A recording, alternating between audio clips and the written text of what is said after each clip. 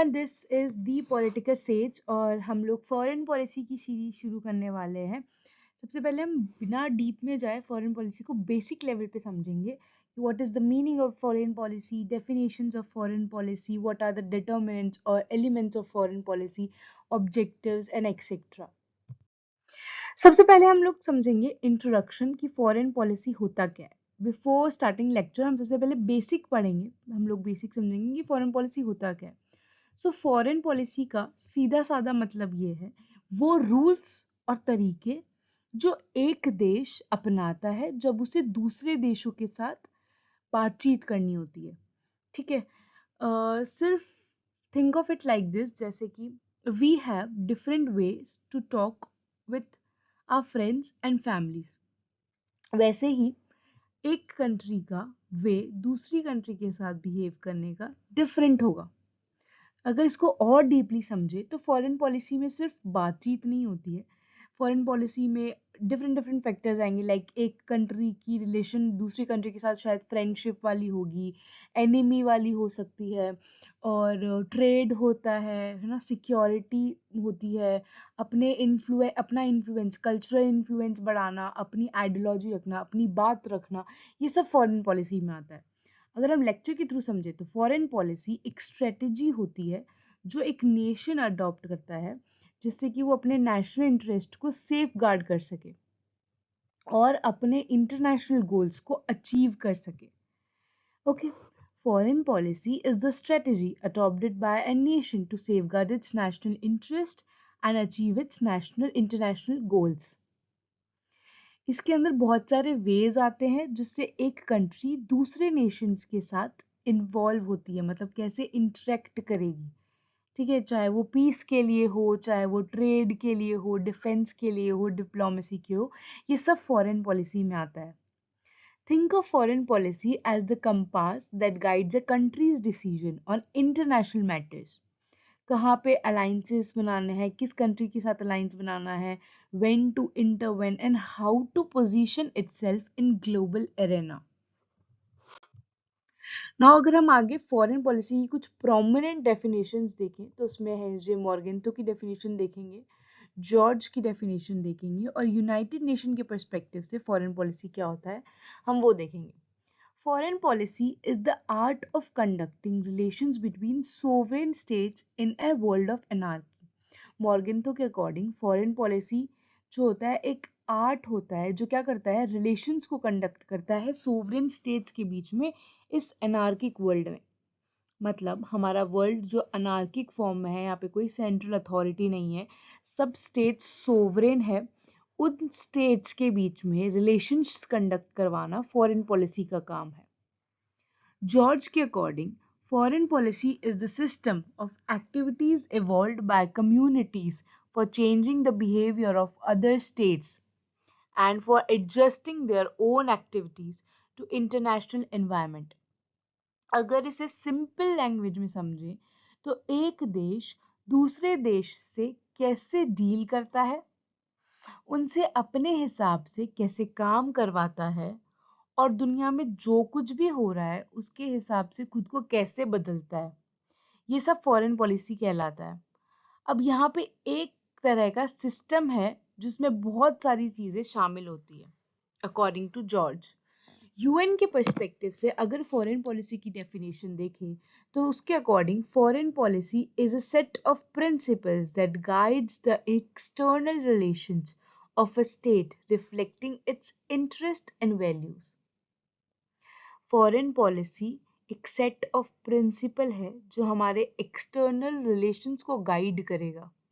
State के इन external relations को कौन गाइड करेगा, प्रिंसिपल्स गाइड करेंगे, और वो प्रिंसिपल्स कहाँ है, फॉरेन पॉलिसी में है, जो हमारे इंटरनेशनल हमारे स्टेट के इंटरेस्ट को रिफ्लेक्ट करेगा, हमारे वैल्यूज को रिफ्लेक्ट करेगा।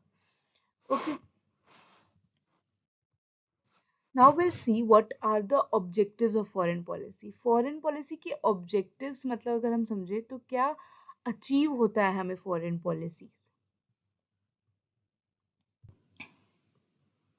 सबसे पहला पॉइंट आता है नेशनल सिक्योरिटी, मतलब देश की सुरक्षा सबसे पहले। Okay, protecting the country from external threats, अपनी बॉर्डर और लोगों को हर खतरे से बचाना, ये ऑब्जेक्टिव होता है फॉरेन पॉलिसी का। इकोनॉमिक ग्रोथ, पैसा और बिजनेस बढ़ाना, दूसरे देशों के साथ ट्रेड और इन्वेस्टमेंट करना ताकि अपनी इकोनॉमी स्ट्रांग हो, इंटरनेशनल ट्रेड को फैसिलिटेट करना, right. Economic growth, peaceful coexistence, मतलब शांति से मिलजुल कर रहना, सभी देशों के साथ अच्छे रिलेशन बनाना और लड़ाई झगड़े से बचना, ठीक है। इंडिपेंडेंस को गार्ड करना, नेशनल डिग्निटी को गार्ड करना, which comes in preservation of sovereignty, अपने हक और पावर को बचाए रखना, किसी और देश को अपने मामलों में इंटरफेयर नहीं करने देना, ठीक है। अपनी इंडिपेंडेंस को बचा के रखना, अपनी इंडिपेंडेंस को गार्ड करके रखना, नेशनल डिग्निटी को, मतलब कोई इंटरफेयर ना कर पाए हमारे इंटरनल अफेयर्स में। कल्चरल डिप्लोमेसी, अपनी कल्चर और वैल्यूज को फैलाना, अपने कल्चर और वैल्यूज को इन्फ्लुएंस करना, दूसरे देशों के लोगों को अपने ट्रेडिशन और आर्ट के बारे में बताना, spreading cultural values and soft powers of our own culture. Now next point is environmental and global concern, मतलब दुनिया की फिक्र करना या फिर क्लाइमेट चेंज और पोल्यूशन जैसे ग्लोबल इश्यूज पे सबके साथ मिलकर काम करना। Tackling climate changes, pandemics, Covid हम एग्जाम्पल ले सकते हैं, टेररिज्म, माइग्रेशंस, कलेक्टिवली हम लोग इनको टैकल करें। So these were the objectives of foreign policy. Now we'll see which elements which are also determinants of foreign policy, which are the core components of foreign policy. The most important one is geography. Geography के through ही हम हमारी foreign policy को सबसे पहले implement कर पाएंगे। बहुत important होता है एक कंट्री की लोकेशन, बॉर्डर और उसके रिसोर्सेज क्या अवेलेबल हैं, ठीक है। तो कंट्री की लोकेशन फॉर एग्जांपल हम देख सकते हैं, अगर कोई कंट्री की लोकेशन सी एरिया से कवर्ड है तो हो सकता है उसकी फॉरेन पॉलिसी स्ट्रांग होगी, बिकॉज उसे दूसरी कंट्री के साथ बॉर्डर नहीं एडजस्ट करना है और इश्यूज नहीं रहेंगे। वहीं पे अगर किसी कंट्री के साथ अगर बॉर्डर हमारे रिलेशन से बॉर्डर कनेक्ट होता है तो हमारी फॉरेन पॉलिसी डिफरेंट होगी, ठीक है।